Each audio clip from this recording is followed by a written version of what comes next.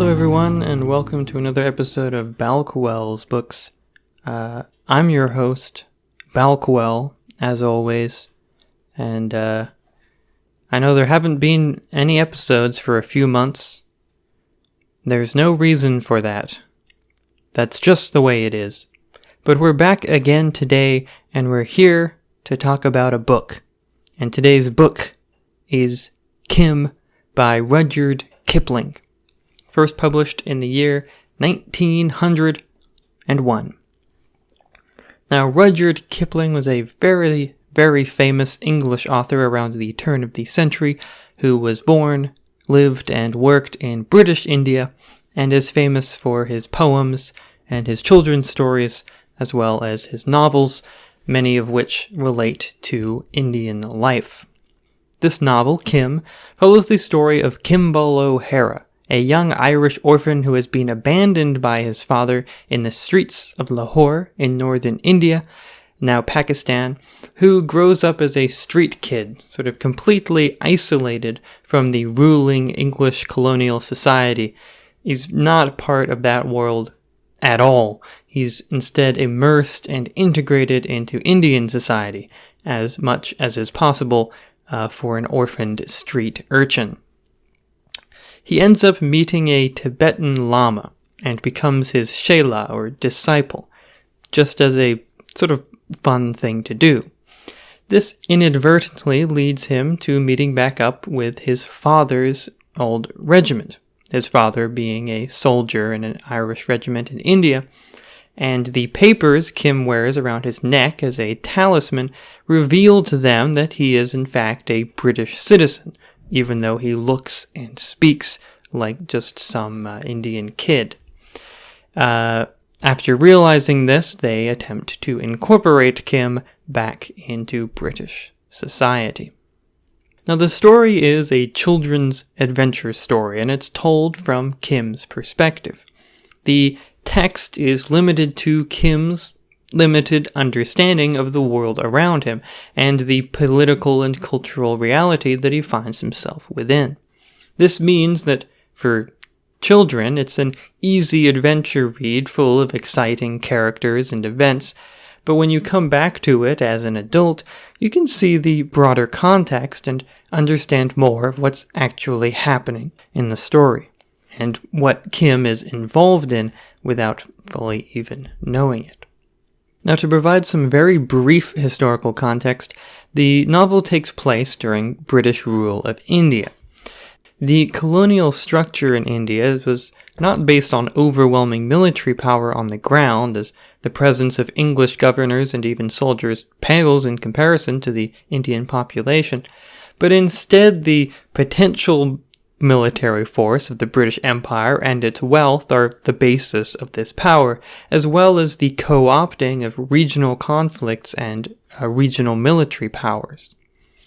Kim ends up involved in the so-called Great Game, a Cold War between the British Empire and the Russian Empire for control of Central Asia. England controls modern-day Pakistan, India, Bangladesh, and Myanmar, which was called Burma back then, while Russia is slowly and quickly making its presence known in Central Asia, modern-day Kazakhstan, Uzbekistan, Turkmenistan, Kyrgyzstan, Tajikistan, etc. This territorial expansion of the Russians worries the English, who fear that the Russians are encroaching on their power base in India, which is a lucrative source of wealth coveted by all European nations. This turns Central Asia and India into a forest of spies and agents, akin to Berlin and Eastern Europe during the US-Soviet Cold War of the 20th century. Within all this, we have Kimball O'Hara. As we mentioned, he is the abandoned son of an Irish soldier, and in the Indian context here, Kimball is considered a sahib, a white person. All the English people who see him think, he's white, he's one of us. But Kim sees himself as essentially an outsider to the British regime, which is somewhat hinted at by his Irish heritage.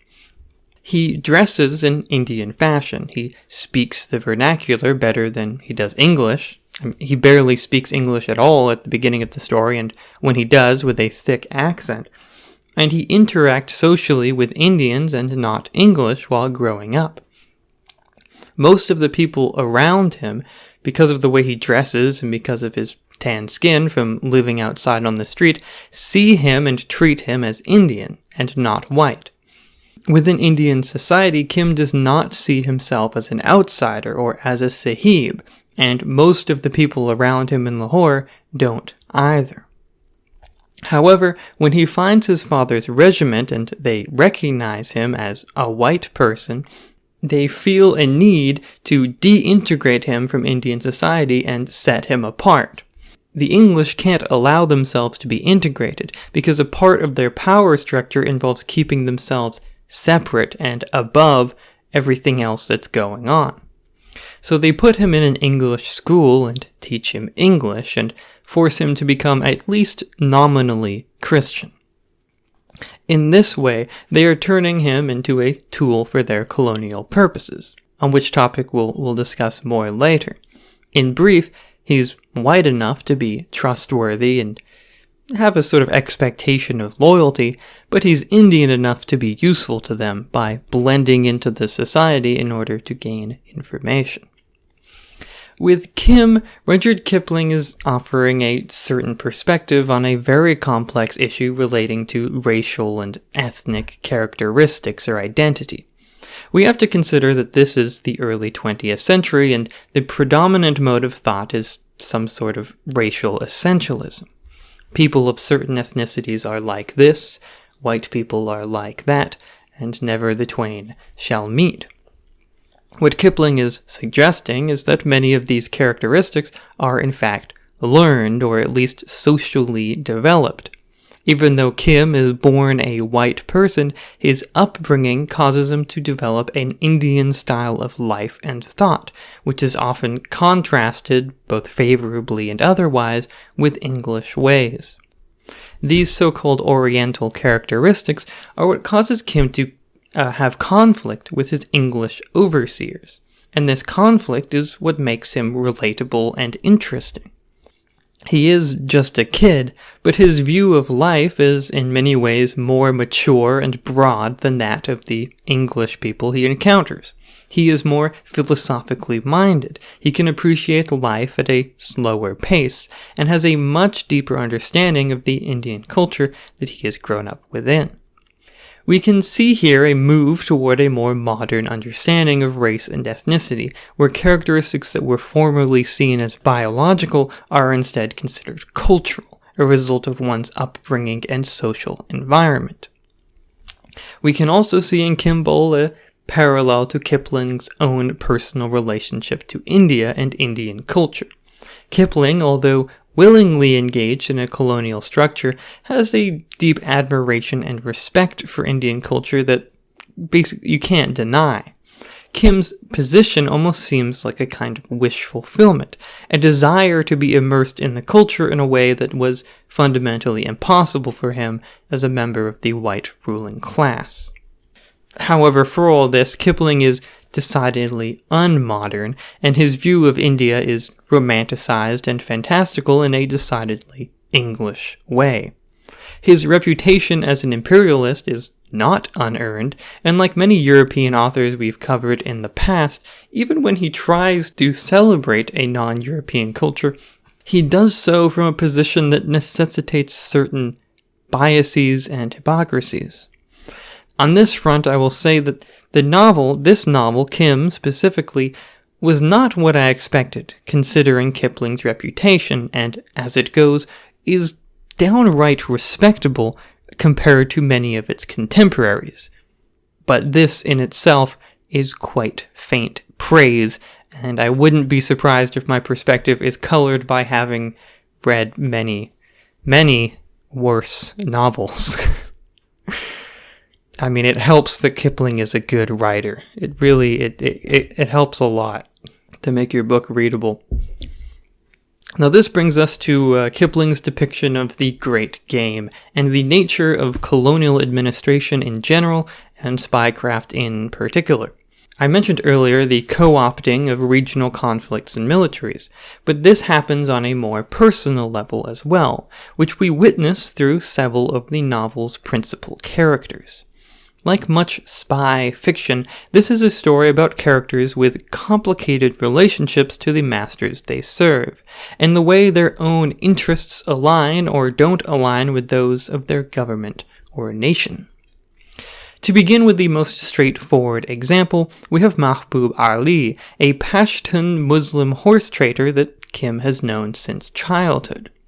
As Kim gets more integrated into the British service, he learns that Mahbub is an agent of the British Empire. This makes a certain amount of sense, as traveling merchants make ideal political spies. For one, they have a straightforward reason for traveling around and talking to a lot of different people. For two, they have a vested interest in knowing what's going on, in terms of whose power is on the rise or on the wane, who has money and who doesn't, and of course, who's buying horses, and of what kind. This is all information that Mahbub would be inclined to collect over the normal course of his duties, so selling it to the British is just an extra bonus. His allegiance goes as far as his own pockets, his own self-interest, which is perfectly fine for the British, who don't need anything more from him. In a similar vein, Kim himself has certain desires. He wants to be free to travel, to see all of India, and to meet a wide variety of people. He joins with the Tibetan Lama because it's an opportunity to travel safely in the company of a holy man, and it promises to be something of an adventure. The Lama sees Kim as a blessing after Kim helps him out during his first night in Lahore, and he thinks that he will help him with his own goal of discovering a legendary river that will cure him of all worldliness. The Lama never gets an inkling of what the British want from Kim when they send him to school. He thinks it only natural that Kim be with his own people and gain an education. It never occurs to him at all that Kim is being used as a spy or as a tool. And in fact, this doesn't occur to Kim either. In the text, he has no suspicions regarding the clearly shady Englishman that he comes into contact with. To his mind, the agreement to act as their agent is a win-win. He gets to do what he wants by traveling around and sneaking into places where he shouldn't be, and he gets paid to do it. Like with Mahbub, the English understand how to use Kim's nature and his tendencies for their own benefit, without requiring any overt political allegiance one way or the other. And in fact, Kim is essentially apolitical. Now, the reason Kim is apolitical is because he's a child. Kim is 11 or 12 when he first gets involved, and in his mid-teens when he's sent into the mountains on his first unofficial mission. We see from the text that he does not put any real thought into the political situation in India, and holds no political convictions or principles of any sort, unless you count his own commitment to his personal freedom to do whatever he likes. Kim is being used without his understanding. He doesn't know that what he sees as a simple adventure is in fact part of a grand colonial machine. In this way, the book can be seen as somewhat critical of the British Empire and its project in India, with most of the English characters being at least a little bit shady. The characters treated favorably in the text are those who value their own personal freedom, and who are just trying to live their own lives and pursue their own ambitions, namely Mahbub, the Lama, and Kim. However, this is but one reading. We could also view the childlike verve with which Kim approaches his missions as sort of implicit support for the righteousness of the colonial project. To my mind, the conclusions to be drawn are left somewhat ambiguous, either intentionally or just by the very nature of the novel as a children's adventure. All in all, Kim is quite an exciting tale well-developed characters and a heartfelt story of friendship between Kim and the llama. The sinister undertones surrounding the whole story give it a depth and complexity that keeps it interesting to even more mature readers, and is, I think, key to the novel's longevity. Its depiction of India as a widely diverse society in which various ethnicities and religions exist side by side and on top of one another is lively, if maybe a bit simplistic, but the world feels developed in a way that betrays an actual interest in the subject matter rather than an idle colonial fascination with the other. Because of all this, I think the book is well worth a read for not only for its historical context and the philosophical questions it raises, but also to gain an understanding of an author who was hugely popular and influential in his time, and has since developed a quite complex reputation both at home and overseas. It is a book that will reward close inspection and will likely encourage further reading and research about the location and time period it depicts. While easy to shrug off and ignore as sort of imperialist propaganda or just an archaic, dusty old classic, there is something about this book that will provide something to modern readers that it might not even have to contemporary readers. Looking at it backwards through the lens of the future, the book takes on even more new meaning and new depth that it didn't have when it was first released. So that has been Kim by Rudyard Kipling. This has been another episode of Balckwell's Books. Thank you very much for listening, if you're listening. And if you like this show, you can subscribe to it on a YouTube channel or as a podcast on any podcast platform. And you can go to my website at balckwell.online, which is the online repository of Balckwell material, including all these shows, essays that I publish every 2 weeks, and you can find my book there, Only in Dreams. Thank you to Fun Bill, aka Max Miller, aka Fun Bill, for the music for the show. Thank you for the music, and thank you to everybody for listening. I will see you again in the future. Goodbye.